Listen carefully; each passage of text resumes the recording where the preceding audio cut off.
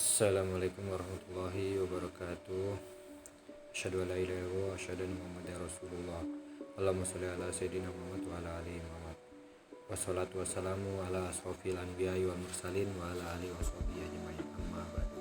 Pertama-tama marilah kita panjatkan puji dan syukur kita kepada hadirat Allah Subhanahu wa taala yang telah memberikan kita nikmat iman, ihsan dan Islam. Tak lupa selawat serta salam marilah kita curahkan kepada baginda Muhammad, Nabi terakhir manusia mulia Sallallahu Alaihi Wasallam, yang telah membimbing kita dari zaman kegelapan hingga zaman terang benderang. Baik, kami dari kelompok 2 akan menjelaskan ibadah sholat. Untuk materi pertama yang akan disampaikan oleh saya sendiri, ibadah sholat.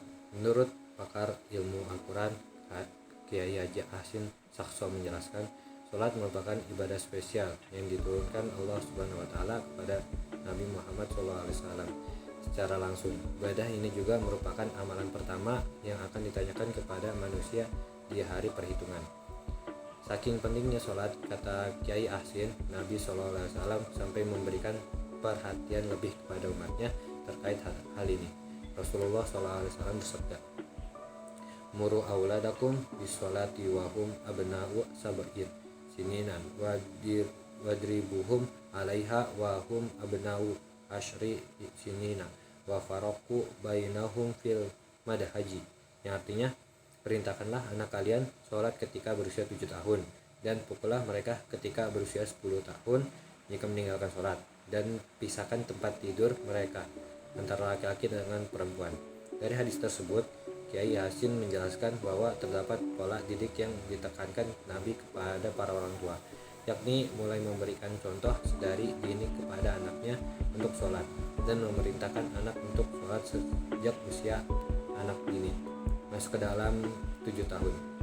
Menurut Kiai Hasin, hal itu menandakan bahwa Nabi Muhammad SAW memberikan waktu pengajaran kepada para orang tua dalam rentang waktu anak dari usia 7 sampai baligh, itu untuk pendidikan sholat, bahwa benar-benar urusan ibadah sholat ini bukanlah hal yang main-main ya dan sepele. Cukup materi dari saya. Selanjutnya yang akan disampaikan oleh teman-teman saya dari kelompok 2. Saya dari kelompok 2 ingin menjelaskan materi tentang pengertian sholat. Dalam mendefinisikan tentang arti kata sholat, Imam Rafi'i mendefinisikan bahwa sholat dari segi bahasa berarti doa, dan menurut istilah atau syariat Islam berarti ucapan dan pekerjaan yang dimulai dengan takbir dan diakhiri dengan salam dengan syarat tertentu. Kemudian, sholat diartikan sebagai suatu ibadah yang meliputi ucapan dan peragaan tubuh yang khusus, dimulai dengan takbir dan diakhiri dengan salam. Dari pengertian tersebut dapat diambil kesimpulan bahwa yang dimaksud dengan sholat adalah suatu pekerjaan yang diniati ibadah dengan berdasarkan syarat-syarat yang telah ditentukan, yang dimulai dengan takbiratul ihram dan diakhiri dengan salam. Sholat menghubungkan seorang hamba kepada penciptanya, dan sholat merupakan manifestasi penghambaan dan kebutuhan diri kepada Allah Subhanahu wa Ta'ala. Dari sini maka sholat dapat menjadi media permohonan pertolongan dalam menyingkirkan segala bentuk kesulitan yang ditemui manusia dalam perjalanan hidupnya. Sekian dari saya ucapkan terima kasih. Baik, bismillahirrahmanirrahim. Saya akan menunjukkan diskusi dari teman saya. Dasar hukum sholat. Hukum sholat adalah wajib atau ain, dalam arti kewajiban yang ditunjukkan kepada setiap orang yang telah dikenai beban atau mukallaf dan dilepas kewajiban seseorang dalam sholat, kecuali bila dilakukan sendiri sesuai dengan ketentuan dan tidak dapat diwakilkan pelaksananya. Nah, sholat merupakan salah satu rukun Islam yang wajib dan harus dilaksanakan berdasarkan ketetapan Al-Quran, Sunnah, dan Ijma'. Kewajiban itu diterima oleh Nabi Muhammad SAW secara langsung, yang diperintahkan oleh Allah Subhanahu wa Ta'ala di Sidratul Muntaha sewaktu Isra dan Mi'raj, setahun sebelum hijrah ke Madinah dan pada waktu yang telah dikenal yaitu zuhur, asar, maghrib, isya, dan subuh. Sholat fardu pertama yang dilakukan oleh Nabi Muhammad SAW adalah sholat zuhur. Nah, firman Allah yang menerima untuk melaksanakan sholat seperti di dalam Al-Quran surat Toha ayat 4 yang berbunyi, Bismillahirrahmanirrahim. Inni anallahu la ilaha illa anna fa'buduni wa aqimis sholata li zikri. Yang artinya sesungguhnya aku ini adalah Allah, tidak ada Tuhan yang hak selain aku, maka sembahlah aku dan dirikanlah sholatmu mengingatkan aku. Surat Toha. Dalam ayat lain berfirman surat Al-Ankabut ayat 45 yang berbunyi, Bismillahirrahmanirrahim. Itlu ma uhiya ilaika min kitabi wa aqimis sholata inna sholata tanha anil fasa wal munkar wazikrullahi akbaru wallahu ya'lamu ma tasnaun. Yang artinya, bacalah apa yang telah diwahyukan kepadamu, yaitu Alkitab atau Al-Quran, dan dirikanlah sholat. Sesungguhnya sholat itu mencegah dari perbuatan-perbuatan keji atau yang munkar. Dan sesungguhnya mengingat Allah, sholat lebih besar keutamaannya daripada ibadah-ibadah lain. Dan Allah mengetahui apa yang kamu kerjakan. Dalil di atas semua bersifat perintah mengerjakan sholat bagi umat Islam. Sedangkan tata cara pelaksanaan sholat telah diterangkan oleh Rasulullah SAW, sabda beliau, karena memang kedudukan beliau sebagai penjelas hal-hal yang masih umum dan memperinci hal-hal bersifat global di dalam Al-Quran. Nah, tata cara pelaksanaan. Bismillahirrahmanirrahim. Saya akan melanjutkan diskusi dari teman saya, yaitu tentang hikmah sholat. Yang pertama, hikmah dari sholat yaitu adanya ketenangan dalam hati atau jiwa, yang artinya dalam melaksanakan sholat, manusia langsung berhadapan dengan Tuhannya, mengadakan komunikasi kepada Sang Pencipta dengan menyebut namanya, berzikir, berharap, dan berdoa. Sebagaimana dalam Quran surat Ar-Ra'd ayat 28. Bismillahirrahmanirrahim. Ala bidzikrillahi tatmainnul qulub, yang artinya ingatlah dengan zikir kepada Allah akan menenteramkan hati.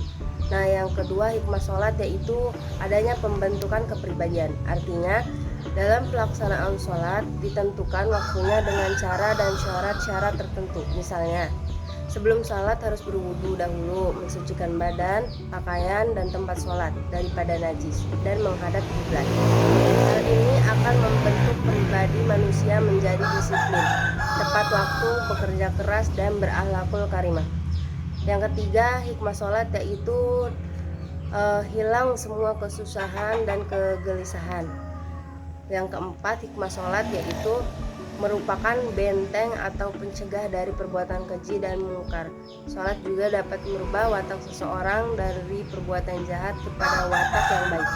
Mungkin cukup sekian dari saya, yang akan dilanjutkan oleh teman saya. Terima kasih. Tujuan sholat yaitu yang pertama untuk mengingat Allah Subhanahu wa Ta'ala, sebagaimana firman Allah dalam surat Al-Imran ayat 41, Toha ayat 14, dan Al-Ahzab ayat 41. Yang kedua untuk mencegah manusia dari perbuatan tercela, dan dirikanlah sholat, sesungguhnya sholat itu mencegah dari perbuatan-perbuatan keji dan mungkar, dan sesungguhnya mengingat Allah adalah lebih besar keutamaannya dari ibadah-ibadah lain, dan Allah mengetahui apa yang kamu kerjakan. Quran surat Al-Ankabut ayat 45.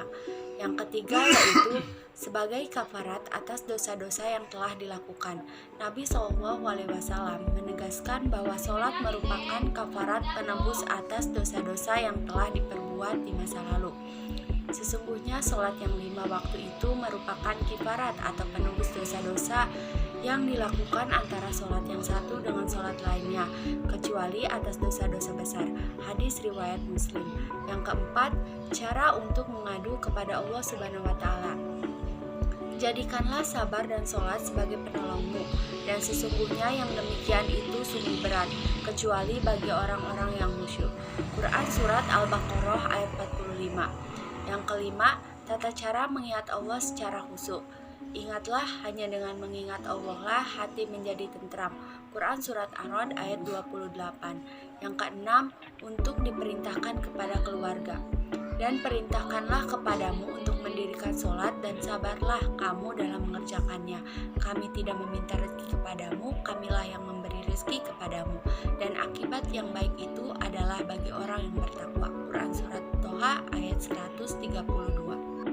Saya Asifah Tafiani. Di sini saya akan menyebutkan syarat syah salat menurut Syekh Sa'id bin Ali Waf Al-Qotoni dalam kitabnya Salatul Mu'min. Beliau mengemukakan 7 syarat sah salat. Yang pertama yaitu Islam. Jadi, orang yang diwajibkan untuk melaksanakan salat yaitu orang muslim. Yang kedua, berakal atau mumayyiz. Jadi, orang gila atau orang yang tidak waras tidak mendapatkan beban syariat. Mereka tidak diwajibkan untuk melaksanakan sholat.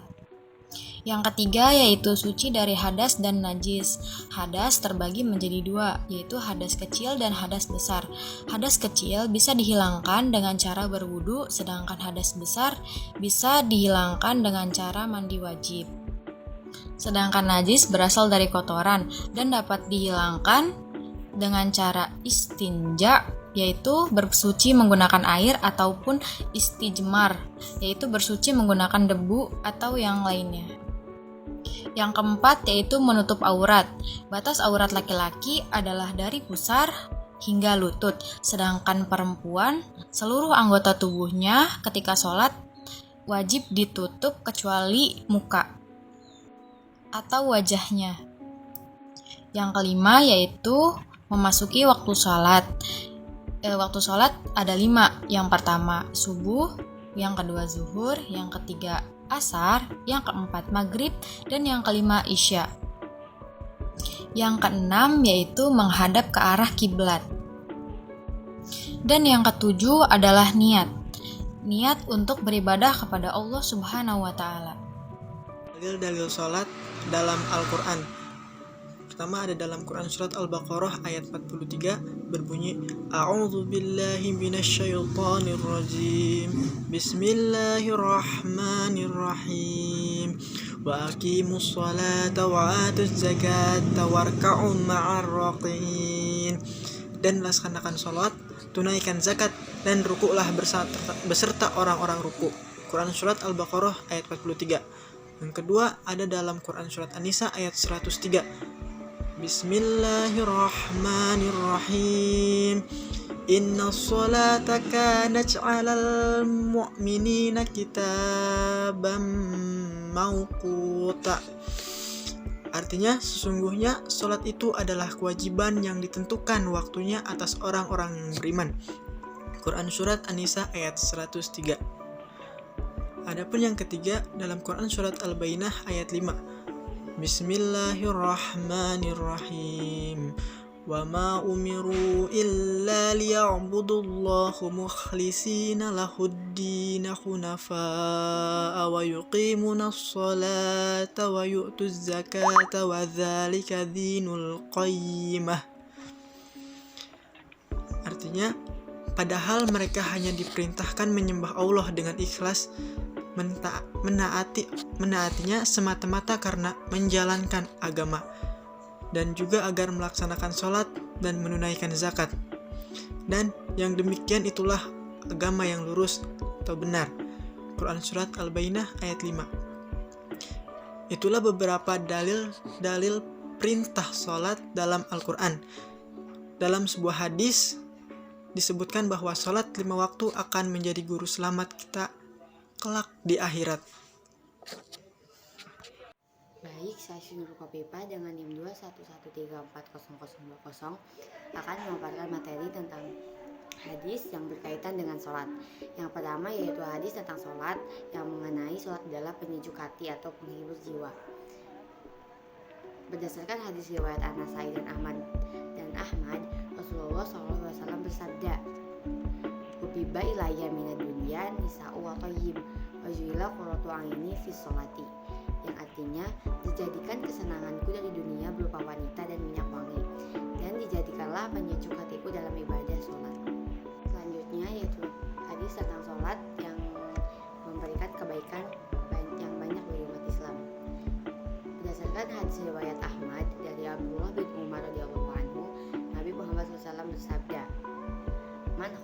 'alaiha kanat lahu nuron wa burhanan wa najatan yaumal qiyamah wa man lam yuhafid 'alaiha lam yakul lahu nuron wala burhanan wala najatan wa kana yaumal qiyamati ma'a Qarun wa fir'auna wa hamana wa Ubayy ibni Khalfin, yang artinya siapa saja yang menjaga sholat maka dia akan mendapatkan cahaya, petunjuk dan keselamatan pada hari kiamat.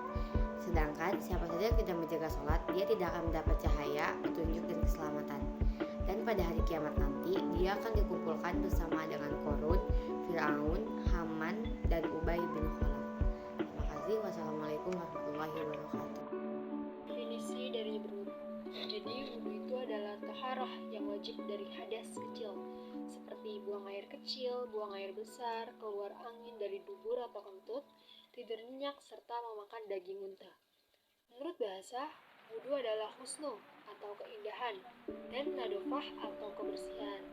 Nah, menurut istilah, syara wudu ialah membasuh muka, kedua tangan sampai siku, mengusap sebagian kepala, dan membasuh kaki didahului dengan niat dan dilakukan dengan tertib dari kotoran atau hadas kecil. Selanjutnya, dalil tentang wudu pada surat Al-Maidah ayat 6. Dalil Al-Quran pada surat Al-Maidah ayat 6 yang artinya, wahai orang-orang yang beriman, apabila kamu hendak melaksanakan sholat, maka basuhlah wajahmu dan tanganmu sampai ke siku, dan sapulah kepalamu, dan basuh kedua kakimu sampai ke kedua mata kaki.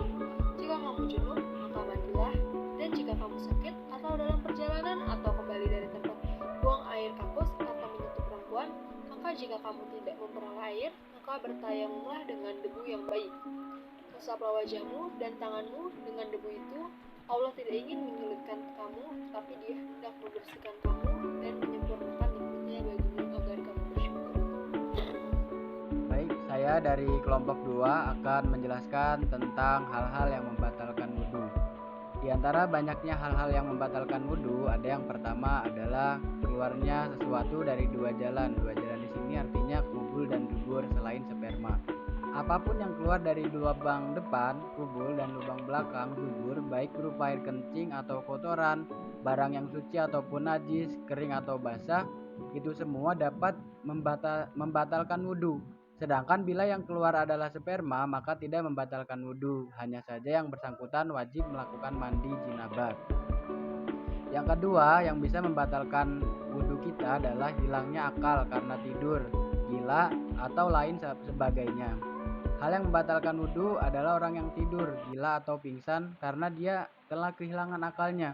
Hanya saja tidur dengan posisi duduk dengan menetapkan pantatnya pada tempat duduk tidak membatalkan wudhu. Posisi tidur yang tidak membatalkan wudhu tersebut bisa digambarkan bila Anda tidur dengan posisi duduk, di mana posisi pantat sedemikian rupa sehingga tidak memungkinkan Anda untuk kentut kecuali dengan mengubah posisi pantat tersebut.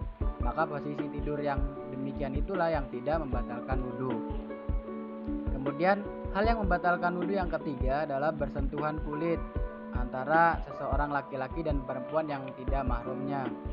Hal ini dijelaskan dalam Quran surat Al-Maidah ayat 6, aula mastumun nisa, yang artinya atau kalian menyentuh perempuan. Tidak batal wudhu seorang laki-laki yang bersentuhan kulit dengan sesama laki-laki atau seorang perempuan dengan sesama perempuan. Juga tidak membatalkan wudhu bagi persentuhan kulit seorang laki-laki dengan seorang perempuan yang menjadi mahramnya. Wudhu juga tidak menjadi batal bila seorang laki-laki bersentuhan dengan seorang perempuan, namun ada penghalang seperti kain sehingga kulit keduanya tidak bersentuhan secara langsung. Kemudian ada yang keempat yang dapat membatalkan wudhu kita adalah menyentuh kelamin atau lubang dubur manusia dengan menggunakan bagian dalam telapak tangan atau bagian dalam jari jemari.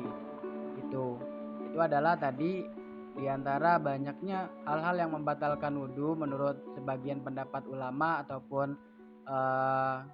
para alim ulama yang lebih banyak masyhur. Nah, itu adalah 4 yang sekiranya dapat membatalkan wudhu kita. Di antara banyak masih tentunya hal-hal yang sekiranya dapat membatalkan wudhu di antara lebih dari 4 ini. Itu saja. Assalamualaikum warahmatullahi wabarakatuh.